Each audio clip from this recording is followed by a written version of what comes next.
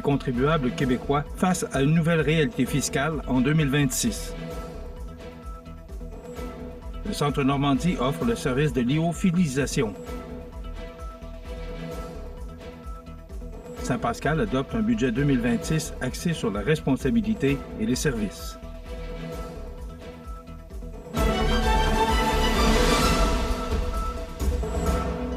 Jeudi 18 décembre 2025. Bonjour mesdames et messieurs, bienvenue à votre bulletin d'actualité sur le réseau de télévision CMA TV. Les contribuables québécois et canadiens devront composer avec plusieurs changements fiscaux dès le nouvel an 2026, selon le rapport annuel publié par la Fédération canadienne des contribuables. Le document brosse le portrait de mesures contrastées, mêlant certains allègements fiscaux à de nouvelles charges qui pèseront sur le portefeuille des citoyens. Du côté fédéral, une bonne nouvelle retient l'attention. Le taux d'imposition du premier palier passera de 15 à 14 %. D'après le directeur parlementaire du budget, cette réduction permettra une économie moyenne de 190 $ par contribuable en 2026. Une mesure accueillie favorablement par la Fédération qui y voit un pas dans la bonne direction. Cependant, d'autres décisions viendront tempérer cet allègement. Les taxes fédérales sur l'alcool augmenteront de 2 % à compter du 1er avril 2026. Selon les estimations de l'industrie, cette hausse se traduira par une facture additionnelle d'environ 41 millions de dollars pour les contribuables au cours de l'année 2026-2027. Au Québec, les cotisations liées aux programmes sociaux continueront d'augmenter. Même si le taux de cotisation à l'assurance-emploi diminue légèrement, l'augmentation du maximum des gains assurables entraînera une hausse des contributions. En 2026, les employés verseront 896 $, tandis que les employeurs paieront 1 254 $, soit des hausses respectives de 36 et 50 $ comparativement à 2025. Le même phénomène s'observe pour le régime de rente du Québec. La hausse du maximum des gains ouvrant droit à pension fera grimper les cotisations jusqu'à 4 479 $ pour les travailleurs et les employeurs gagnant 74 600 $ ou plus. Une deuxième cotisation s'appliquera également aux revenus allant jusqu'à 85 000 $. Le rapport souligne aussi le maintien de la taxe carbone au Québec, unique au pays. Celle-ci ajoute près de 10 cents par litre d'essence, représentant environ 7 $ de plus par plein pour une famille. Enfin, le coût du permis de conduire augmentera à 50 $ en 2026, une hausse de 23 $. La Fédération canadienne des contribuables presse le gouvernement d'offrir un réel allègement aux familles. Elle estime que la pression fiscale demeure trop élevée. Le Centre communautaire Normandie innove en se dotant d'une machine à lyophiliser les aliments, un équipement acquis au printemps dernier et qui ouvre désormais la porte à un tout nouveau service offert à la population. Cette technologie, bien connue dans le milieu militaire pour la préparation des rations alimentaires, permet d'extraire l'eau des aliments par sublimation. Le résultat donne une conservation pouvant dépasser 25 ans lorsque les produits sont protégés de l'air, de la lumière et de l'humidité.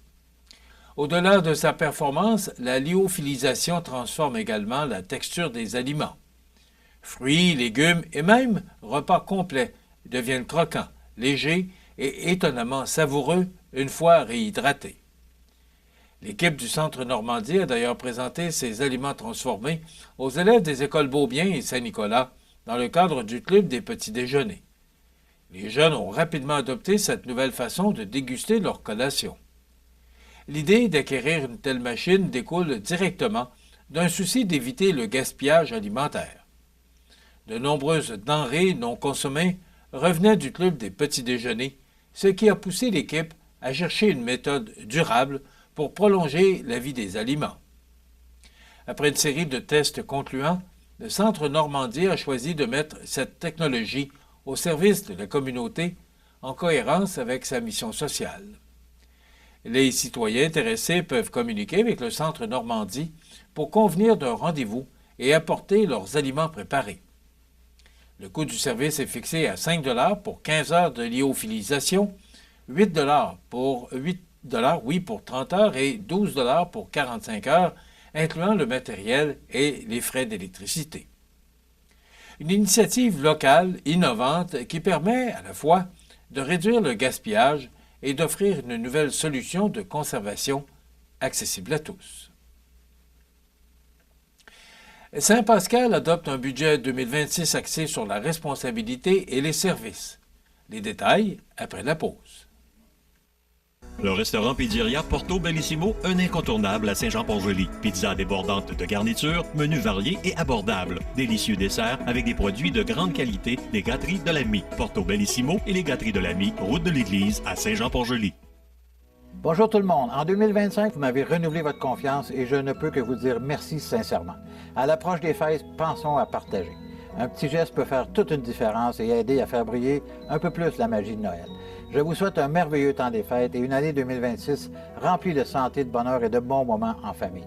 De mon côté, je continue à être là pour vous, pour porter votre voix et défendre vos intérêts. Joyeuses fêtes à tous et bonne année! Ces jours-ci, à votre Légion locale, on fait les choses différemment, avec pour mission de soutenir les vétérans, de s'amuser et d'accueillir tout le monde dans nos rangs. Pas besoin d'être un vétéran pour adhérer à la Légion. En tant que membre, vous vous joindrez à des milliers d'autres au service de nos vétérans, nos communautés et notre pays.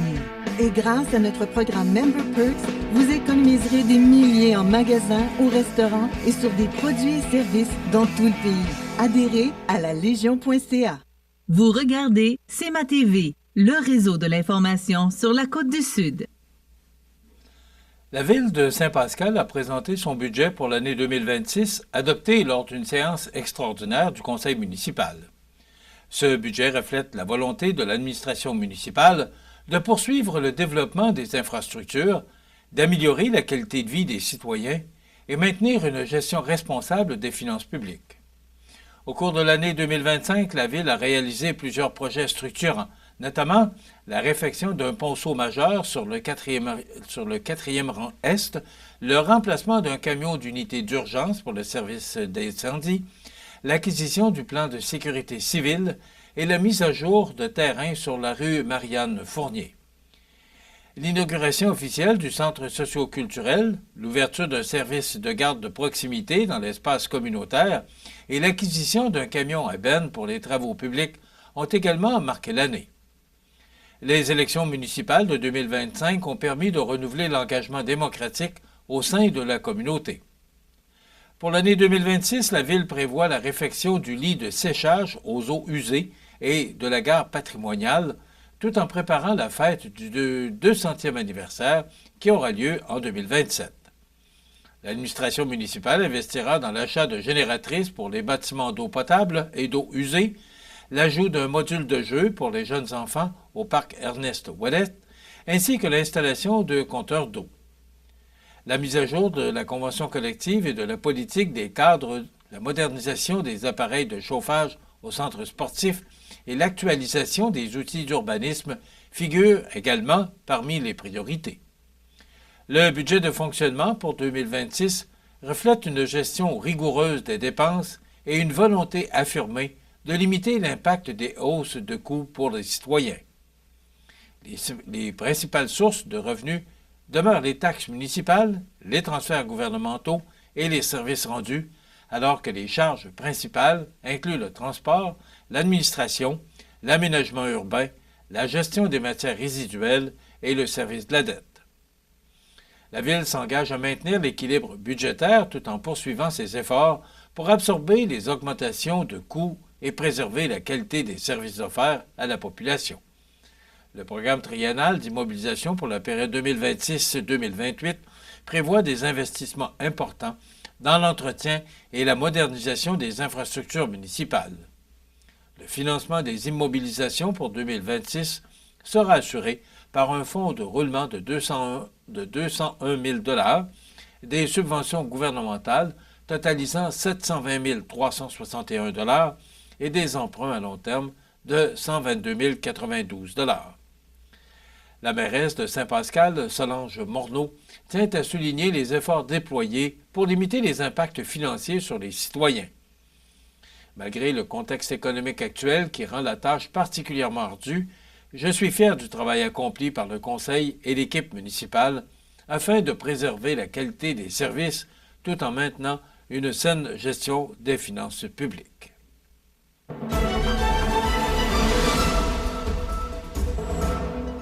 Au sport, la ville de Montmagny invite la population à rester active durant le temps des fêtes grâce à une série de séances d'aquaforme thématiques proposées à la piscine de Guylaine-Cloutier. 4 rendez-vous spéciaux sont au programme, misant sur une ambiance festive, de la musique entraînante et une touche de magie propre à cette période de l'année. La première thématique, inspirée de Noël, aura lieu le lundi 22 décembre. Pour l'occasion, la piscine se transformera en un décor chaleureux et scintillant grâce à une sélection musicale et à un éclairage spécialement adapté. 2 plages horaires sont offertes afin de permettre au plus grand nombre d'y participer, soit de 9h à 10h et de 18h30 à 19h30. La fête se poursuivra le mardi 30 décembre avec l'édition Rigodon, inspirée de la musique du Nouvel An. Les participants seront invités à bouger sur des airs traditionnels endiablés, promettant une atmosphère énergique et conviviale. Les séances se tiendront de 13h15 à 14h15 ainsi que de 18h30 à 19h30. Afin d'ajouter au plaisir, les accessoires de Noël ou du Nouvel An sont permis pourvu qu'ils soient sécuritaires et adaptés à l'eau. Le coût d'inscription est fixé à 5 $ par séance et peut se faire en ligne jusqu'au mercredi 23 décembre à midi ou directement sur place avant chaque séance avec paiement en argent comptant. Enfin, la Ligue de hockey olympique de Montmagny a été théâtre de 2 matchs offensifs le 13 décembre dernier, alors que les partisans réunis à Montmagny ont assisté à des performances convaincantes de la part d'Hockey-Pneus et du restaurant La Rive dans le cadre d'un autre programme double, disputé à l'aréna locale. Dans le premier affrontement, le Hockey-Pneus n'a laissé aucune chance à Armoire-Mathurin, signant une éclatante victoire de 9-3. Dès la première période, Tristan Letourneau-Pelletier et Jérémy Couture ont donné le ton permettant à leur formation de prendre le contrôle de la rencontre. Malgré une tentative de riposte en deuxième période, Armoire-Mathurin n'a pu freiner l'attaque adverse. Steven Chouinard, Jérémy Couture et Tristan Letourneau-Pelletier, encore eux, ont continué à s'inscrire sur la feuille de pointage, appuyés par un jeu collectif efficace. En troisième période, Jonathan Tondreau, Anthony Fuente et Steven Chouinard ont confirmé la domination d'Hockey-Pneus jusqu'au dernier coup de sifflet. Le deuxième match de la soirée a vu le restaurant La Rive s'imposer 5-2 contre le groupe MG dans un duel de la Ligue de hockey olympique de Montmagny. William Lavoie a ouvert la marque en première période avec l'aide d'Olivier Chouinard. L'offensive s'est ensuite intensifiée en deuxième période grâce au but d'Olivier Chouinard, de William Lavoie, qui a ajouté un deuxième filet, et de Charles-Antoine Fizet. Le groupe MG a tenté de remonter par l'entremise de Tristan Caron et Frédéric Caron, mais la défensive du restaurant La Rive est demeurée solide. En troisième période, Thomas Gay a scellé l'issue du match, confirmant une victoire méritée. Voilà ce qui complète votre bulletin d'actualité de ce jeudi 18 décembre. Dans un moment, des prévisions de la météo. Et le menu de cette émission du jeudi 18 décembre, dans un moment, on vous présente l'entrevue réalisée avec le directeur des ventes et copropriétaire de Produits Métalliques Roy, M. Francis Roy, qui viendra nous parler d'embauche, disponible chez Produits Métalliques Roy. En passant, très belle entreprise qu'on a eu le plaisir de visiter cette semaine. Et aussi les infos de Bellechasse avec Éric Gourde. Audrey Saint-Pierre se rendra au magasin Coop IGA La Paix de Saint-Jean-Port-Joli. Bien sûr, il y aura les commentaires de fin d'émission et aussi les avis de décès. Ben, c'est le menu qu'on vous propose de cette avant-dernière journée de la semaine. Je vous souhaite donc une excellente émission à notre antenne.